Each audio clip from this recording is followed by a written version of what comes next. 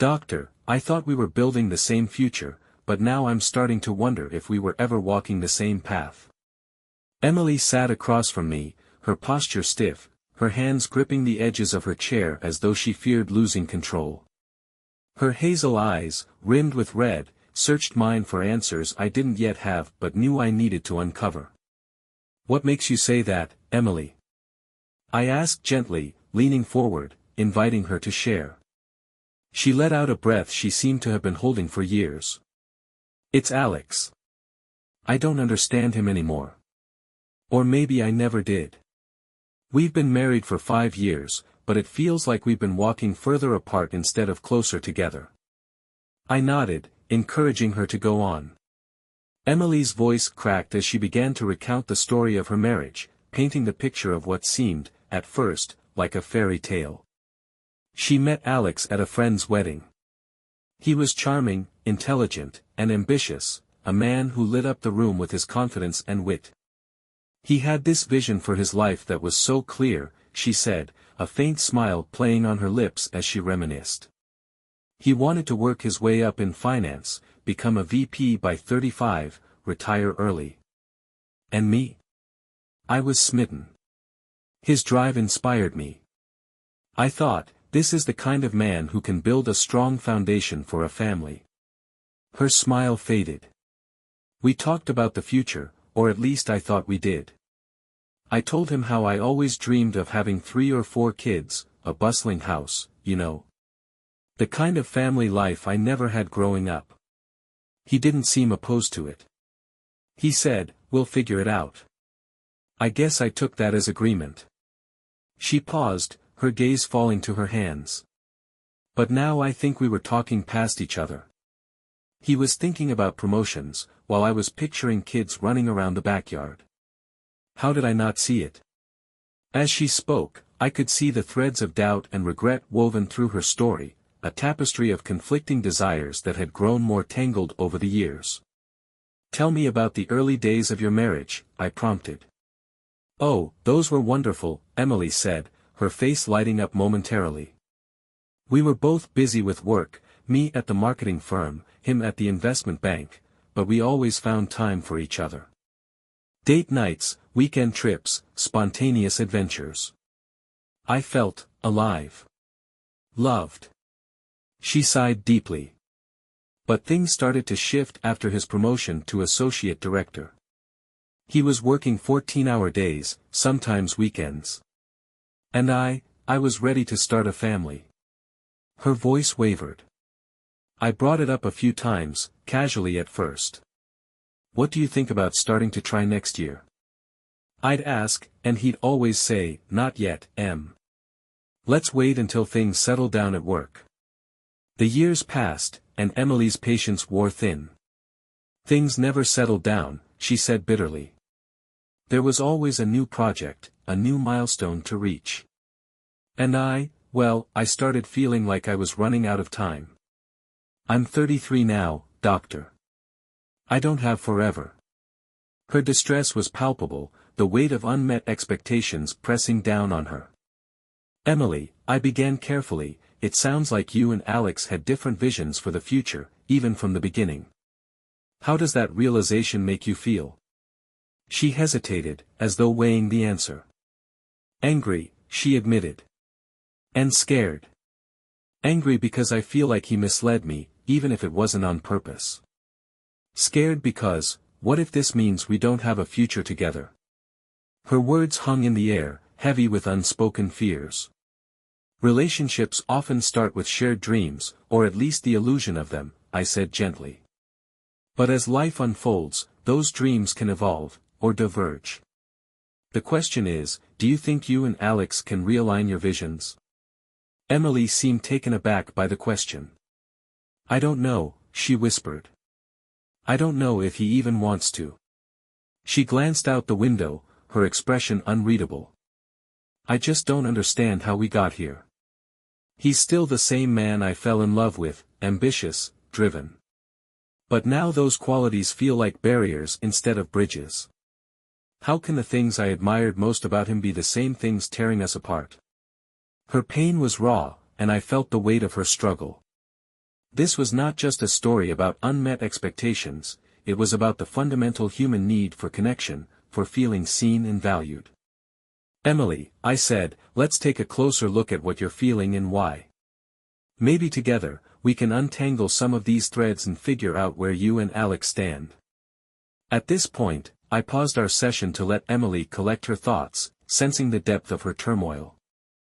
And now, I'd like to ask you, the listener, have you ever found yourself in a relationship where the paths you envisioned for the future began to diverge?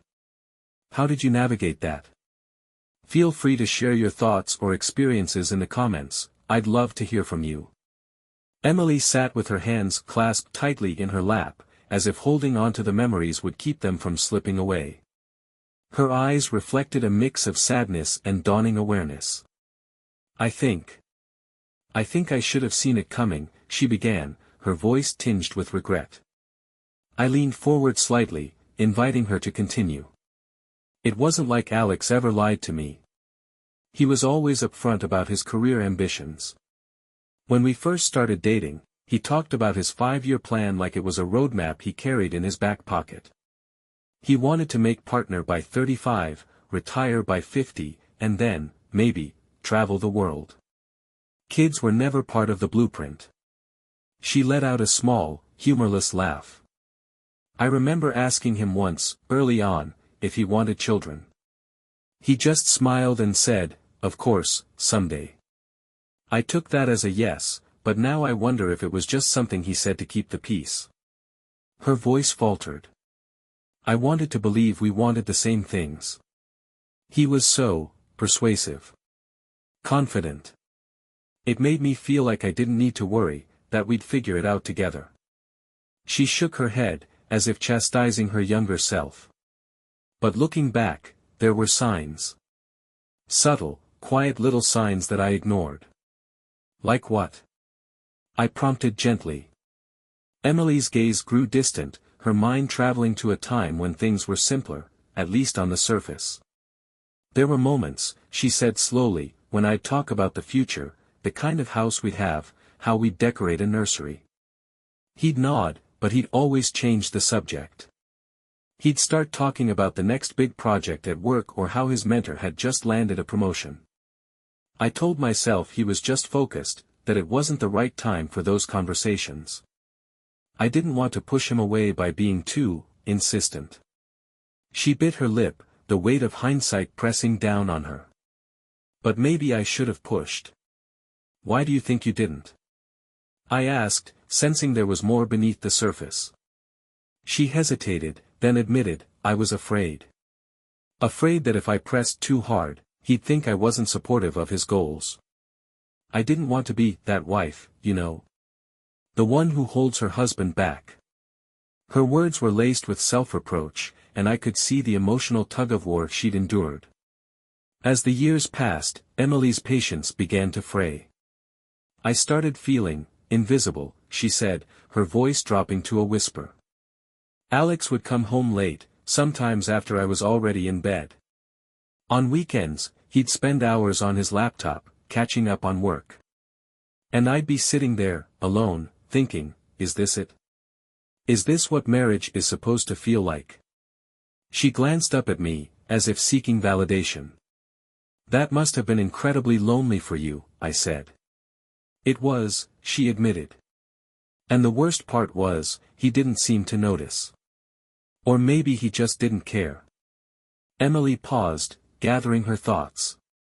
The turning point came about 2 years ago. I remember it so clearly. We were having dinner, I'd actually managed to get him to sit down for a meal without his phone, and I told him I was ready to start a family. I said, Alex, I think it's time we start trying for a baby. Her expression darkened as she recalled his reaction. He didn't even look surprised. He just sighed. Like I'd brought up something inconvenient, like a leaky faucet or a car repair. He said, I'm not sure I'm ready for that. Things are so busy at work right now, and honestly, I don't know if I can give a child the attention they'd need. She exhaled sharply, the memory still raw. I felt like someone had punched me in the stomach. All those years of waiting, of believing we were on the same page, and he wasn't even close. I told him I'd been waiting for him to be ready, that I couldn't wait forever. And do you know what he said? What? I asked softly. He said, maybe we rushed into marriage. Maybe we should have talked about this more before we got married. The room fell silent, her words hanging in the air like a storm cloud. Emily, I said gently, breaking the silence, hearing those words must have been devastating. How did it make you feel about yourself and your place in the relationship? She looked down at her hands, her fingers twisting the edge of her sleeve. I felt insignificant.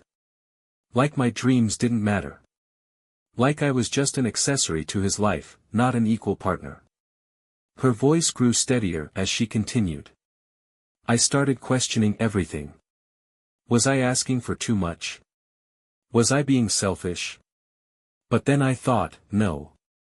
Wanting a family isn't selfish. It's who I am. It's what I've always wanted. And if he can't see that, if he can't value that, then what are we even doing? Her eyes met mine, filled with a mixture of pain and determination. I don't want to lose myself in this marriage, doctor. But I also don't know how to move forward when we're so far apart. At this point in the session, I paused to let Emily sit with her feelings, knowing how important it was for her to process them fully. To everyone reading this, have you ever found yourself questioning whether your dreams and your partner's dreams can coexist? How did you navigate that uncertainty? I'd love to hear your thoughts in the comments. Let's keep this conversation going, your perspective could really help someone else. The session started with Emily's usual hesitancy, but something felt different this time. Her tension was sharper, her voice more clipped. As soon as she began speaking, the emotion spilled out like water from a dam. It all came to a head last night, she said, her hands trembling as they clutched a tissue. Alex and I had the worst argument we've ever had. It was ugly. I remained quiet, giving her space to elaborate. It started with something so small, she said, shaking her head as if she still couldn't believe how quickly things escalated. I was trying to talk to him about our weekend plans, and he was glued to his phone. I asked him, just once, to put it down. And he snapped. He said I was nagging him, that I didn't understand the pressure he was under at work. Her lips pressed into a thin line as she recounted the scene. I told him I understood perfectly, but that we couldn't keep pushing our relationship, and starting a family, to the back burner. I said, Alex, it feels like you've made your decision. Your job comes first, and I'm just supposed to wait in the wings. Her voice broke as she continued. And do you know what he said? He said, maybe you should have married someone who wanted to be a stay-at-home dad. Emily's hands flew to her face, muffling a choked sob. After a moment, she looked up, her expression a mix of heartbreak and anger. That was the moment I lost it, she said, her voice trembling. I told him I wasn't trying to derail his career, I never have. All I've ever wanted was for us to have a family. I even suggested waiting another year, or two, or even longer. I've tried to compromise, doctor. I really have. But every time I bring it up, he either dismisses me or gives me some vague promise about, someday. She let out a bitter laugh. Someday. It's always someday. Never today. Never soon. I waited a beat before speaking, choosing my words carefully. It sounds like you've been trying to meet Alex halfway, but it hasn't been reciprocated. How did that make you feel in the moment? Emily's eyes brimmed with tears. It made me feel like I was, nothing. Like my dreams didn't matter, like I didn't matter. He said I was being selfish, that I didn't care about what he's been working so hard to achieve. But that's not true. I've always supported him, always cheered him on. But why does his dream get to come first? Why does mine have to wait indefinitely? Her frustration was palpable, and I could tell she was wrestling with the deep inequity she felt in their partnership. What happened after that? I asked. She hesitated, as if bracing herself to relive the rest of the argument. I said, Alex, I'm not asking you to give up your career. I'm just asking you to make space for us, for the family we said we wanted. And that's when he said I was being unreasonable, that I was trying to trap him. She looked at me, her eyes wide with disbelief. Trap him. Like having a child with me would be some kind of punishment. We sat in silence for a moment, the weight of her words filling the room. Emily, I said softly, when you think about the compromises you've tried to make, do you feel they were genuine solutions, or were they ways to avoid confronting something deeper? She seemed taken aback by the question, her brow furrowing in thought. I don't know, she said finally. Maybe both. I thought I was being flexible, showing him that I was willing to work with him. But now I wonder if I was just avoiding the truth. And what truth is that? I prompted. Her voice was barely a whisper. That he doesn't want the same life I do. That maybe he never did. Her admission hung in the air, raw and unfiltered. What do you think has kept you two together despite these differences? I asked, steering the conversation gently. She hesitated again, then said, love, I guess. We love each other. Or at least, I love him. I've always believed that love could overcome anything, that if we cared about each other enough, we'd find a way to make it work. But now? Her gaze fell to the floor. Now I'm not so sure. Love isn't enough if the life we want to build doesn't look the same. I can't force him to want what I want. And I shouldn't have to sacrifice my own dreams to fit into his. Emily's realization marked a pivotal moment in our session. She was beginning to see that their conflict wasn't just about children or careers, it was about deeply ingrained values and priorities that didn't align. As we wrapped up, I gently reminded her, this isn't about assigning blame. It's about understanding what you both need from this marriage, and whether those needs can coexist. It's a painful process, but clarity is the first step toward making decisions that honor who you are. To everyone following Emily's journey, have you ever questioned whether love alone is enough to sustain a relationship? How did you navigate those difficult conversations? Let me know in the comments, I'd love to hear your thoughts. Emily's hands fidgeted with a silver bracelet on her wrist as she began speaking. Her voice was measured, as if recounting events she'd replayed in her mind over and over. After that last fight, things just stopped, she said quietly. We didn't talk much. We barely even looked at each other some days. It was like all the air had been sucked out of the room. The silence was worse than the arguments. She glanced at me, her expression equal parts sorrowful and resigned. I think we both knew we couldn't keep going like that. It wasn't healthy, for either of us. So one night, Alex suggested we take a break, a trial separation. He said we needed space to figure out what we really wanted. Her lips tightened into a thin line. I didn't want to agree at first. It felt like giving up. But deep down, I knew he was right. We were stuck, and the more we tried to force things, the worse it got.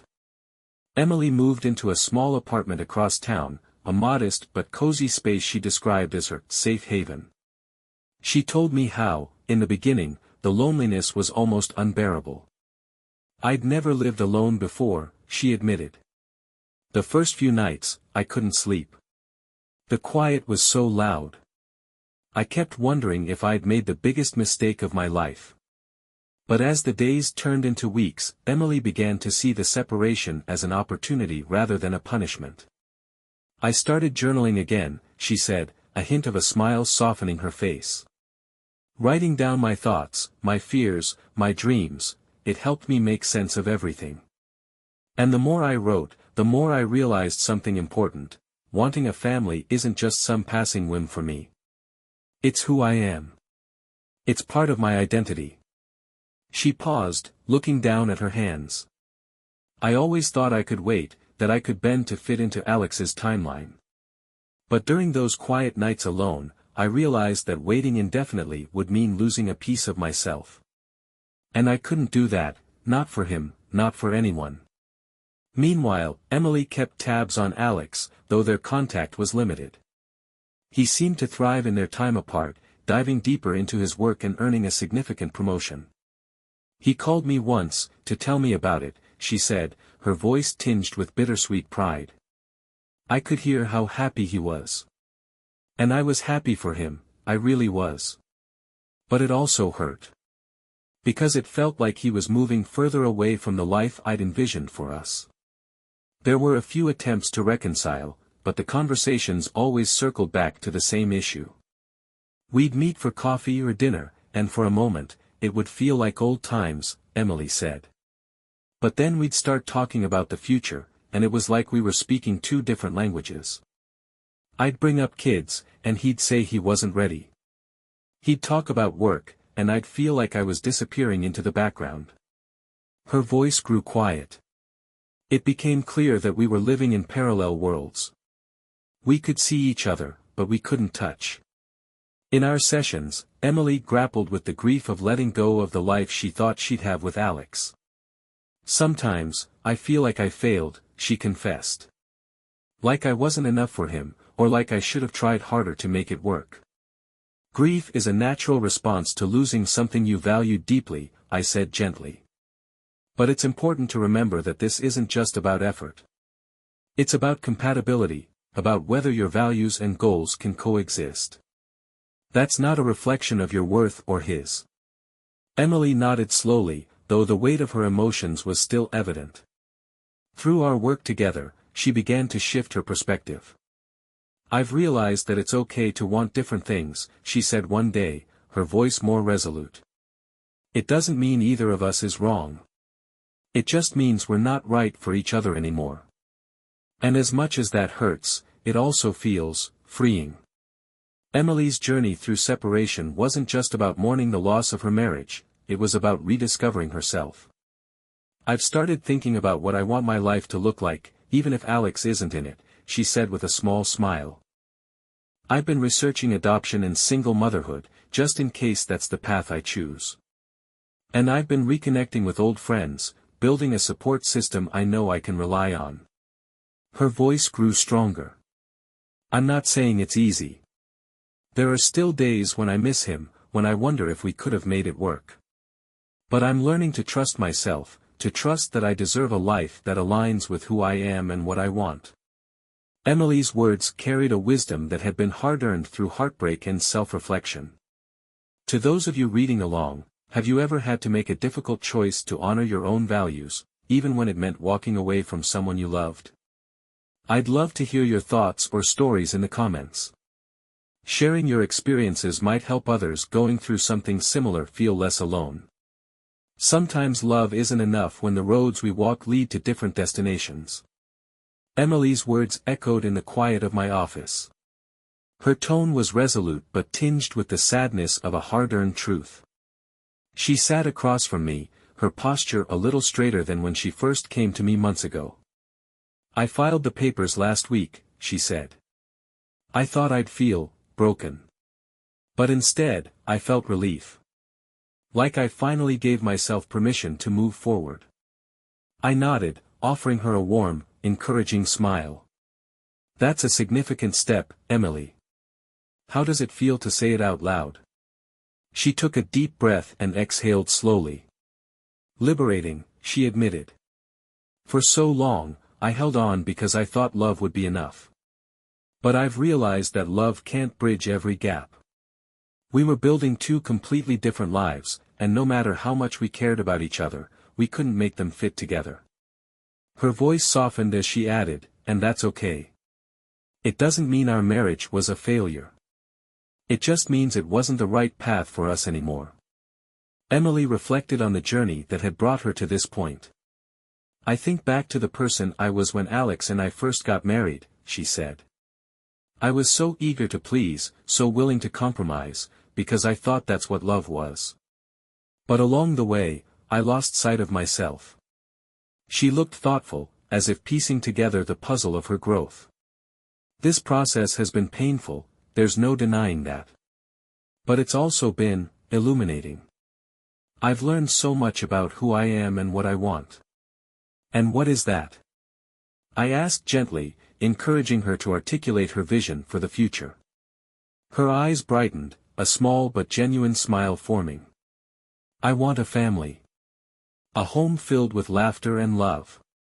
And I want a partner who shares that dream, not someone I have to convince or wait for, but someone who's already walking the same path.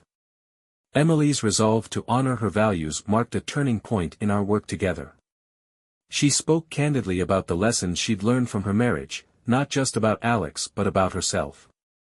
I've realized how important it is to have those big conversations early on, she said.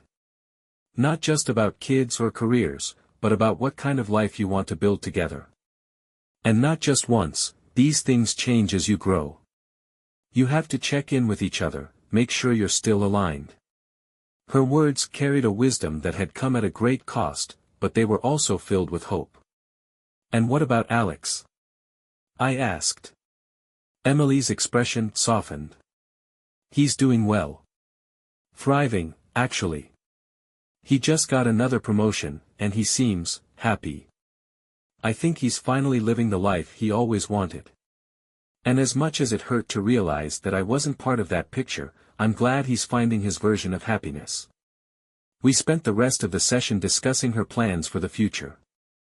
Emily spoke with excitement about new possibilities, joining a community group, exploring adoption, and even dipping her toes back into dating when she felt ready. I used to think starting over meant I'd failed, she said, her voice filled with new conviction. But now I see it as a chance to get it right. To build a life that feels true to who I am. As the session drew to a close, Emily's confidence was palpable. She wasn't just surviving this transition, she was thriving, ready to embrace the unknown with open arms. To everyone reading this, have you ever had to make the difficult choice to walk away from something, or someone, to stay true to yourself? How did you find the courage to start over? Feel free to share your thoughts or stories in the comments. You never know who might be inspired by your journey. The story closes with a sense of hope, a reminder that even in endings, there are beginnings. While Emily's marriage didn't last, it led her to rediscover herself and her dreams, and ultimately, to a path that felt authentically hers.